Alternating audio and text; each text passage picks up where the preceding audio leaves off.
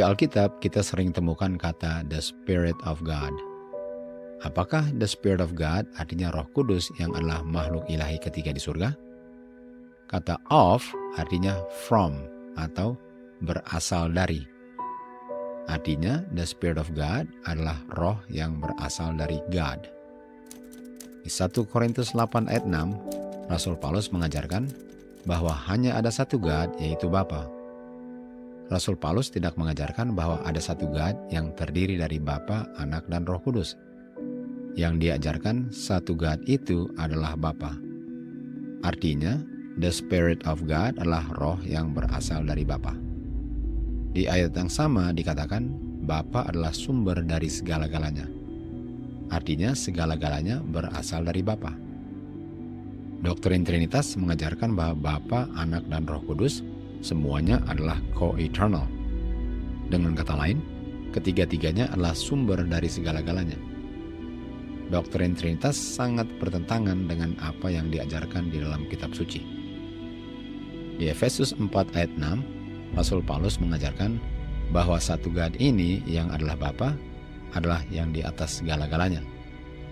Jikalau doktrin Trinitas benar, artinya seharusnya yang di atas segala-galanya adalah Bapa, Anak, dan Roh Kudus. Karena doktrin ini mengajarkan bahwa ketiga-tiganya co-eternal.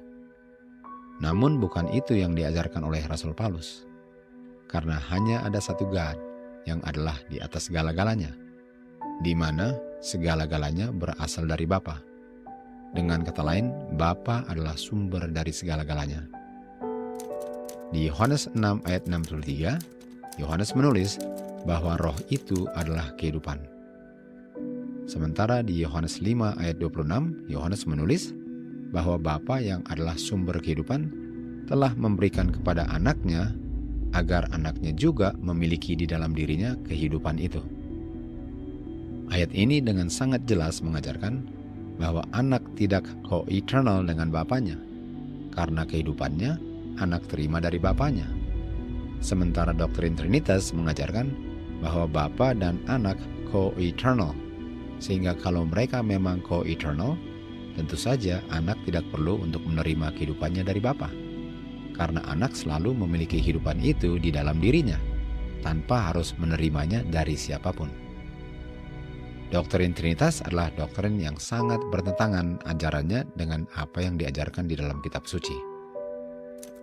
Yohanes menulis di Yohanes 17 ayat 3 bahwa kehidupan kekal itu adalah untuk mengenal satu-satunya God yang sesungguhnya adalah God, yang adalah sumber kehidupan kekal itu, dan juga untuk mengenal anaknya, yaitu Yesus Kristus, yang Bapa kirim sebagai manusia yang membutuhkan kehidupan ini. Kristus di ayat ini tidak mengatakan bahwa kehidupan kekal adalah untuk mengenal satu God, yang adalah Bapa, Anak, dan Roh Kudus. Karena kita sudah baca bahwa roh itu adalah roh yang berasal dari Bapa, dan yang juga berada di dalam anaknya. Dan karena tidak seorang pun di bumi ini pernah melihat Bapa, yang adalah sumber dari kehidupan kekal, sehingga untuk manusia memperoleh kehidupan itu, manusia perlu untuk memperolehnya dari anaknya. Sehingga untuk menolak anaknya ialah untuk menolak kehidupan kekal itu. Kehidupan kekal itu tidak diberikan oleh Bapa kepada manusia melalui God the Son, yang hanya berperan sebagai anaknya Bapa, tetapi diberikan melalui anaknya yang sesungguhnya adalah anaknya yang keluar dari tubuhnya Bapa, atau tore from the bosom of the Father. Rasul Paulus menulis di Roma 8:9, jikalau roh yang berasal dari Bapa tidak berdiam di dalam kamu, roh yang berasal dari Kristus juga tidak berdiam dalam kamu. Karena Kristus telah menerima segala-galanya dari Bapanya, sehingga Kristus pun memiliki di dalam dirinya roh yang adalah rohnya Bapa. Sementara roh itu adalah kehidupan kekal. Sehingga untuk menolak anak ialah untuk menolak kehidupan kekal yang Bapa berikan kepada manusia melalui anaknya. Melalui anaknya, manusia mendapatkan akses kepada Bapa melalui satu roh, yaitu roh Bapa yang adalah roh anak. Roh Kudus adalah roh yang berasal dari Bapa yang kudus dan anak yang kudus. Tujuan anak datang ke dunia ialah untuk mempersatukan manusia yang sudah terpisah dari Bapa oleh disebabkan dosa, melalui rohnya Bapa yang berdiam di dalam anaknya yang menjadi manusia. Tanpa dibinasakan oleh kemuliaannya, manusia dapat dipersatukan kembali dengan Bapa melalui rohnya yang berdiam di dalam anaknya. Walaupun Bapa dan anak adalah dua makhluk yang berbeda, di mana masing-masing memiliki roh itu, namun hanya ada satu roh, karena rohnya Bapa adalah rohnya anak. Manusia yang sudah berdosa tidak dapat melihat dan mengenal Bapa. Namun anaknya yang menjadi manusia telah mengungkapkan Bapanya melalui kehidupannya di bumi. Love adalah buah roh, yang mana roh itu adalah kehidupan yang kekal. Dan karena manusia tidak pernah melihat Bapa, sehingga anaknya menjadi manusia agar manusia tanpa melihat Bapa di surga dapat memperoleh kehidupan ini melalui anaknya, jika manusia percaya yang diucapkan anaknya. Kita sudah baca bahwa kehidupan ini adalah perkataan-perkataan yang anaknya ucapkan dan yang juga adalah roh. Dan karena kehidupan kekal ini berada di dalam anaknya Bapa, sehingga manusia perlu mengetahui dengan pasti siapa anaknya yang Bapa kirim. Agar manusia tidak menebak-nebak siapa anaknya yang memiliki kehidupan ini, Bapa sendiri yang berbicara dari surga untuk mengungkapkan kepada manusia berdosa siapa anaknya yang Dia kasihi. Setelah Kristus dibaptis oleh Yohanes Pembaptis di Sungai Yordan, terdengarlah suara dari surga yang mengatakan, "Inilah anakku yang aku kasihi." Kristus yang dibaptis oleh Yohanes Pembaptis adalah anaknya Bapa yang manusia perlu untuk percaya, untuk memperoleh kehidupan kekal ini.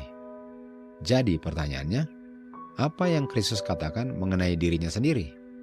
Apakah Dia mengakui bahwa Dia adalah anaknya Bapa? Atau apakah Dia hanya berperan sebagai anaknya Bapa, dan Bapanya juga hanya berperan sebagai Bapanya?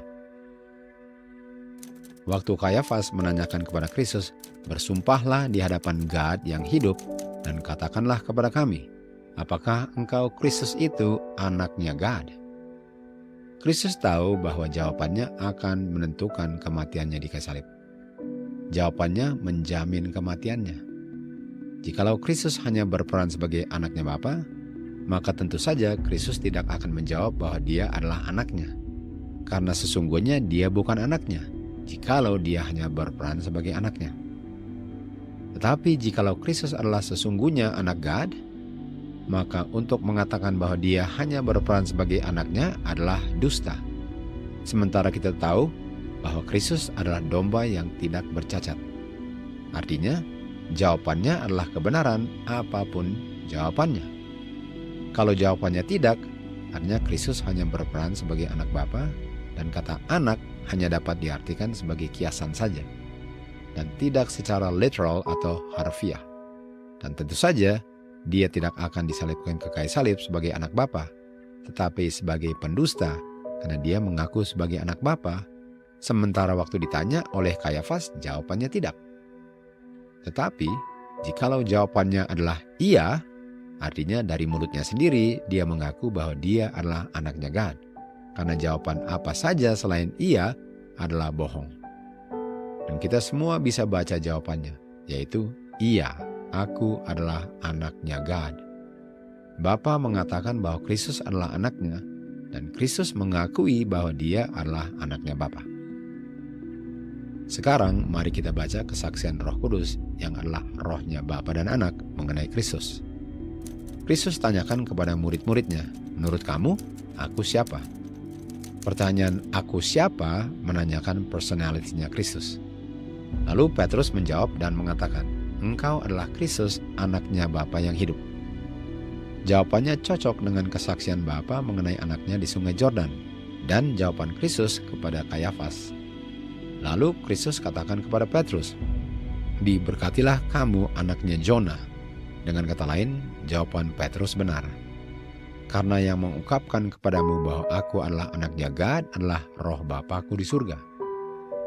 Di 1 Yohanes 4 ayat 15, Yohanes mengkonfirmasi kebenaran ini dengan mengatakan, "Barang siapa mengakui bahwa Kristus adalah anaknya God, berdiam di dalam God atau berdiam dalam Bapa dan Bapa berdiam di dalam Dia. Kita mengerti bahwa Bapa berdiam di dalam murid-muridnya melalui Roh-Nya. Artinya, kesaksian Roh Kudus mengenai Kristus adalah bahwa Kristus adalah anaknya Bapa di surga. Kita mengerti bahwa Kristus mewakili Bapanya di surga. Dan kita juga mengerti bahwa Roh-Nya Bapa adalah Roh-Nya Anak. Artinya, untuk percaya kesaksian Kristus mengenai dirinya sebagai anaknya God, ialah untuk percaya kesaksian Bapanya dan Roh Kudusnya.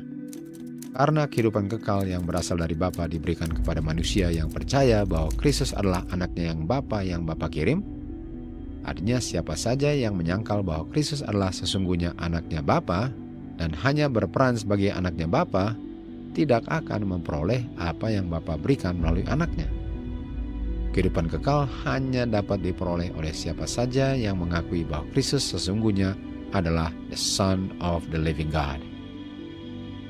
To God be the glory.